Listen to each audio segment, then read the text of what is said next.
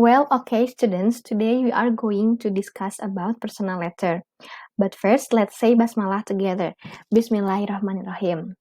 And then I want to ask you a permission to allow me to use two languages, Bahasa Indonesia and English, to make me easier to explain you the things that are hard for me to explain in English.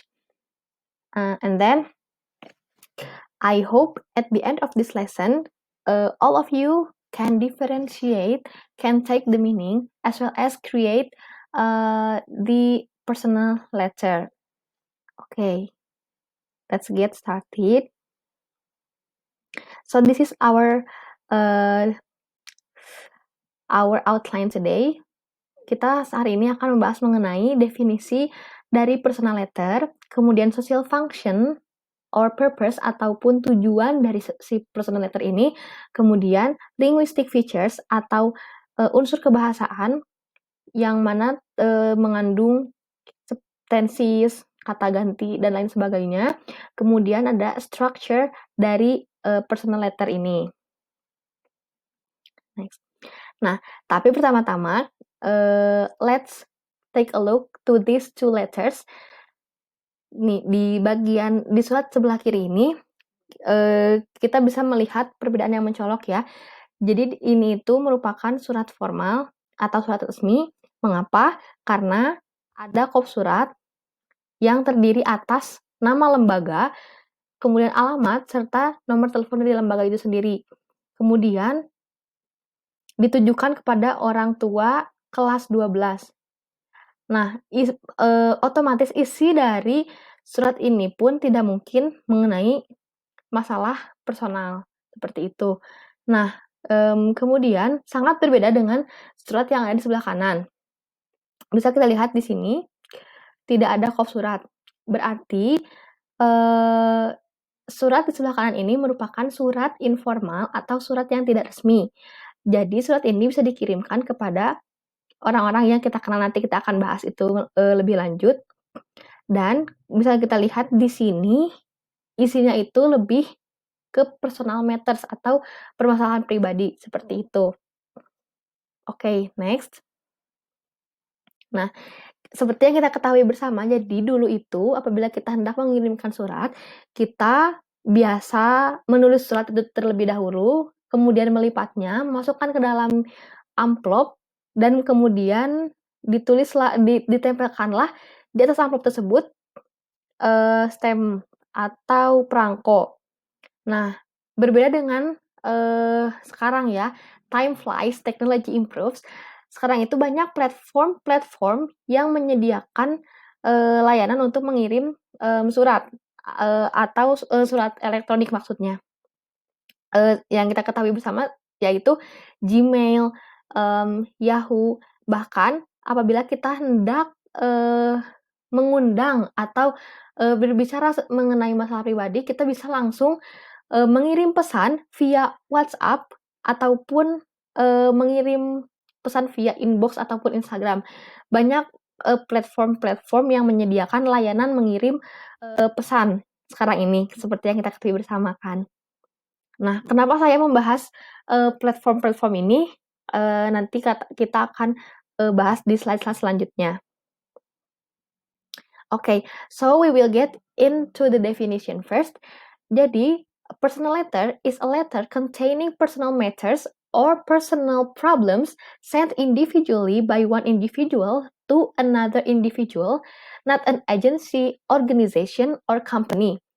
But it is sent to people we know, like friends and cousins. Atau bisa jadi juga ke saudara kandung kita yang misalnya dia tinggal di Amerika, misalnya seperti itu. Nah, jadi si personal letter ini merupakan surat yang mengandung personal matters atau masalah or personal problems. Jadi isinya itu mengenai masalah-masalah pribadi yang dikirimkan secara individu, dari satu individu ke individu yang lain ya, bukan dari satu individu kepada perusahaan atau satu individu kepada satu organisasi, misalnya seperti itu. Nah, biasanya si personal letter ini dikirimkan kepada orang-orang yang kita kenal. Contohnya kepada teman, kepada sepupu, ataupun misalnya kita punya kenalan di luar negeri misalnya seperti itu, kita bisa mengirimkan personal letter ini. Nah, contohnya, isi dari si personal letter ini bisa, invitations atau undangan, apologies, permintaan maaf, kemudian congratulations, pemberian selamat, entah itu selamat, karena dia, ulang tahun, ataupun graduation atau ya seperti kelulusan seperti itu, condolences seperti, belasungkawa dan masih banyak lain-lain sebagainya karena ini menyangkut hal pribadi jadi banyak banget gitu ya. Kemudian purpose atau tujuan dari personal letter ini ada 5, tetapi, yang paling, bisa di-highlight di sini adalah semua tujuan dari personal letter ini adalah untuk atau membangun, ikatan yang lebih kuat di antara 2 individu tadi. Nah, yang pertama kita itu bisa, membagikan good or bad news. Nah, membagikan kabar baik dan buruk seperti itu. Kemudian kita juga bisa, meminta maaf, to apologize. Kita juga bisa meminta atau memberi saran via, personaliter ini. Kemudian membagikan pengalaman serta meminta tolong seperti itu. Nah, maaf. Nah, di sini ada linguistic features ataupun text features dari si, personal letter ini. Nah, jadi apa sih text feature itu? Jadi text feature itu merupakan things that are usually contained in the personal letter. Jadi, hal-hal yang biasanya ada di dalam personal letter, bukan harus, tetapi biasanya ada di personal letter ya. Nah, yang pertama ada sentence structure atau, susunan kalimat. Nah, di sini itu yang harus diperhatikan adalah, the accuracy of grammar. Nah, keakuratan grammar itu penting di sini, karena ya memang seperti ini, contohnya kita hendak menceritakan, masa liburan kita 2 tahun yang lalu, tidak mungkin kita menggunakan simple future tense kan, pasti kita menggunakan simple past tense. Nah, kemudian misalnya kita hendak mengundang seseorang, untuk datang ke, pesta pernikahan kita misalnya.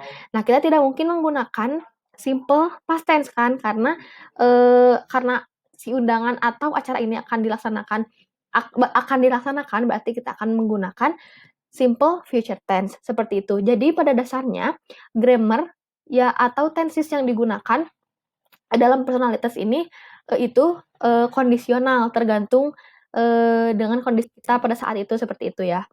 Nah, kemudian kita juga bisa menggunakan slang words ataupun bahasa gaul. Seperti apa sih bahasa gaul itu, kita nanti akan bahas ya di pertemuan selanjutnya. Kemudian, kita juga bisa menggunakan contractions atau, kata singkatan. Nah, berbeda dengan surat resmi ya, surat, personal letter ini, surat pribadi ini kita bisa memasukkan singkatan-singkatan. Contoh I'll atau singkatannya itu I will.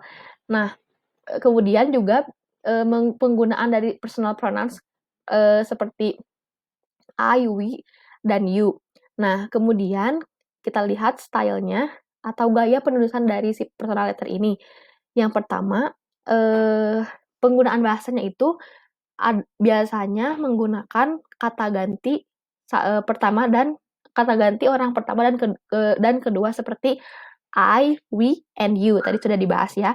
Kemudian biasanya, surat pribadi ini, langsung mention atau menyebutkan nama dari si penerimanya.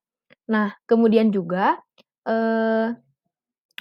panjang dari suratnya ini bisa bervariasi, karena memang sesuai dengan kebutuhan personal kita tadi ya, di awal sudah dibahas. Juga biasanya di dalam surat ini itu, flow-nya itu, lebih natural seperti, percakapan pada umumnya, kayak gitu. Karena memang kita kenal dengan orang yang hendak kita kirimi pesan ini, jadi bisa lebih ke percakapan seperti itu. Nah, kemudian terdapat struktur dari personal letter ini. ada 10 poin. Yang pertama, bisa kita lihat di sebelah kanan atas pojok ini ada address. Ini address-nya itu alamat kita menulis surat ya.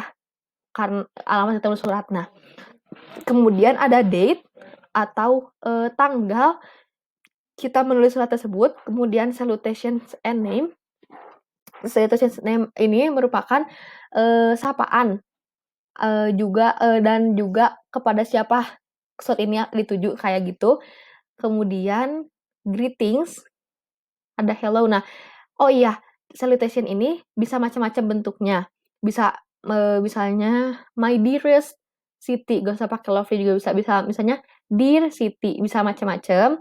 Kemudian greetingsnya juga bisa bervariasi ya, bisa variatif. Nah, kemudian ada introductions. Introduction di sini itu kayak pembuka dari surat pribadi kita. Dan yang paling penting, core of the core dari personal letter ini udah pasti adalah the content of the letter atau isi atau body dari personal letter ini. Nah, kemudian closure ini jadi sign that our letter is going to end.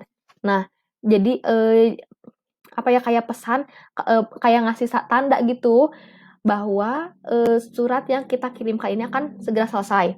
Nah, kemudian closingnya ini lots of love bisa macam-macam kan, banyak ekspresinya, nanti bisa dilihat di buku masing-masing. Kemudian ada signature. Nah, biasanya kalau misalnya kita tulis tangan itu, signature-nya itu menggunakan tanda tangan. Tapi karena misalnya kita hanya mengirimkan via email, itu bisa dengan mention nama kita aja. Nah, di sini ada namanya postscript atau disingkat PS. Nah, PS ini merupakan tambahan. Misalnya kita ada sesuatu yang belum atau lupa tersampaikan di badinya, nah kita bisa tuliskan di PS ini. Nah, jadi si PS ini sebetulnya dia kondisional ya. Bukan kondisional, maksudnya opsional, seperti itu. Nah, kemudian ada struktur personal letter tapi via email. Nah, bedanya sama yang tadi itu, dia gak usah pakai personal letter yang dikirim via email itu tidak memerlukan alamat. Nah, jadi langsung ke alamat email si penerimanya di sini, receiver-nya. Kemudian di sini kan subject.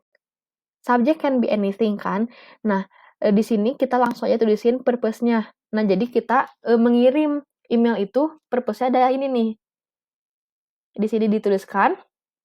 Nah, kemudian biasa ada salutations-nya lagi, ada introduction-nya lagi, kemudian ini content dan body-nya, closure, closing, dan signature-nya. Di sini saya tidak memasukkan postscript atau PS tadi karena memang hanya ini yang akan saya sampaikan kepada penerima atau kepada Raisya ini nih ya, ke Raisya.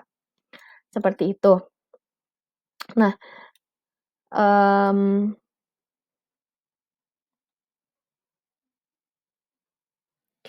untuk hari ini dicukupkan sekian. Untuk pertemuan selanjutnya nanti saya akan membahas mengenai linguistic features, atau kita akan membedah lebih dalam si personal letters itu sendiri. That's all from me. Thank you for your kind attention. I'm sorry for all of mistakes I made. Thank you so much. Billahi taufiq wal hidayah. Wassalamualaikum warahmatullahi wabarakatuh. See you.